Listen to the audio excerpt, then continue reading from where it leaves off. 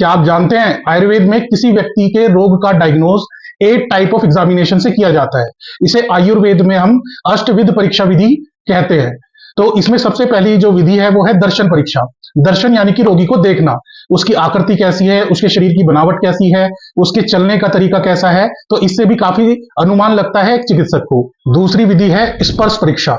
Touch करके हम तापमान देख सकते हैं रोगी का, सूजन देख सकते हैं, या कोई गांठ है उसका पता लग जाता है टच करके, गांठ हार्ड है या सॉफ्ट है, इससे भी डायग्नोसिस पर असर पड़ता है। तो ये दूसरी विधि है।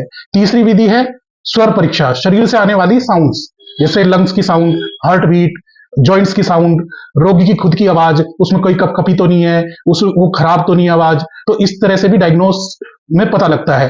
फिर है चौथी परीक्षा जीवा परीक्षा। रोगी की जीभ को देखना, रोगी की टंग को देखना, उससे उसके रंग को देखना, जीभ का रंग कैसा है, आकार को देखना, मोटी है या पतली है, उस पर कोई परत तो नहीं है, तो ये भी डायग्नोसिस में हेल्प करता है। पांचवी परीक्षा है नेत्र परीक्षण।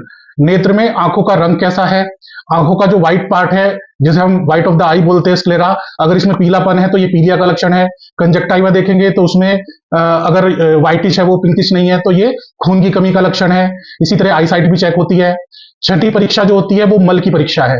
रोगी से उसके मल के बारे में पूछा जाता है, मल का रंग कैसा है, ब्लैक तो नहीं आ रहा, रेड तो नहीं आ रहा, कंसिस्टेंसी कैसी है, मल की बंधा हुआ आ रहा है या आंव के साथ आ रहा है, ये सब सवाल पूछे जाते हैं।